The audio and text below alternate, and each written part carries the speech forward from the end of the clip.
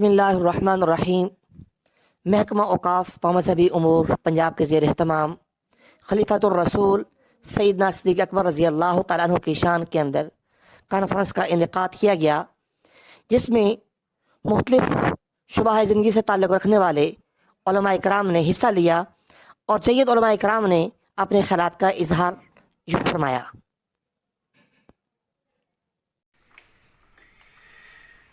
بسم اللہ الرحمن الرحیم۔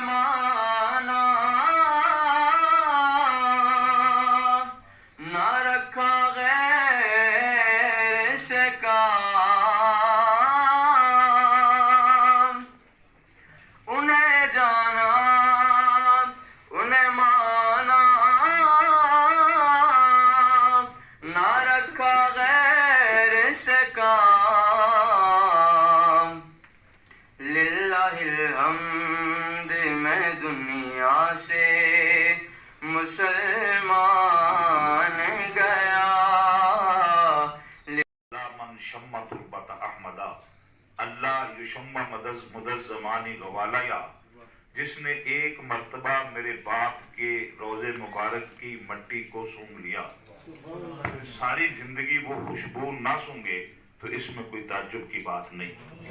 حضرت ابو بکر صدیق رضی اللہ تعالی عنہ کی وہ نسبتیں آپ حضرات سماعت فرمائیں گے۔ میں دعوت خطاب دوں گا محترم ڈاکٹر راغب نعیمی صاحب، محتمم جامعہ نعیمیہ، ان سے خطاب سماعت فرمایا۔ اب ان کے بعد میں دعوت خطاب دوں گا مولانا شفیق احمد تسلوری صاحب کو کہ وہ اپنا خطبہ ارشاد فرمائیں۔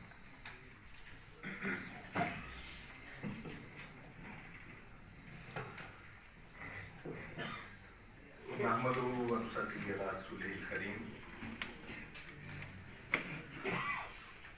آج کی عظیم مجلس، عظیم محفل کائنات کی اس عظیم ترین ہستی کے لیے، اس کے ذکر کے لیے منعقد ہوئی ہے، جس کو پیارے رسول صلی اللہ علیہ وسلم نے اس کائنات میں انبیاء اور رسول کے بعد سب سے بہترین قرار دیا تھا۔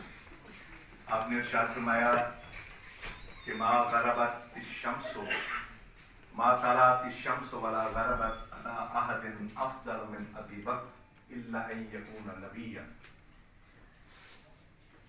رسول پاک صلی اللہ علیہ وسلم کی ہستی کائنات کی وہ عظیم ترین ہستی ہے کہ جس سے جس کی نسبت اور تعلق قائم ہو جائے وہ کائنات میں معزز اور محترم ہو جاتا ہے۔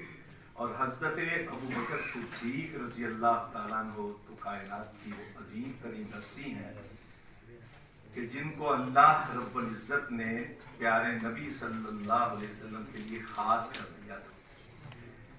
خود نبی پاک نے ارشاد فرمایا لو کنت متخذا خلیلا لاتخذت ابا بکر خلیلا، کہ میں اگر کسی کو اللہ کے علاوہ خلیل بنانا چاہتا تو ابو بکر کو خلیل بناتا۔ اور آپ جانتے ہیں کہ خلیل کا مطلب کیا ہوتا ہے۔ ابن قیم نے محبت کے کئی مدارج بیان کیے ہیں، پہلا علاقہ، پھر صبابہ، پھر غرامہ، اور آخری کلہ، جس کے لیے سب کچھ چھوڑ کر ایک کا ہو جائے۔ چونکہ اللہ رب العزت کے لیے خاص ہو گئے تھے اللہ کے نبی، اس لیے فرمایا کہ میں ابو بکر اور عمر ایک ہی مٹی سے پیدا کیے گئے ہیں اور ایک ہی مٹی میں دفن کیے جائیں۔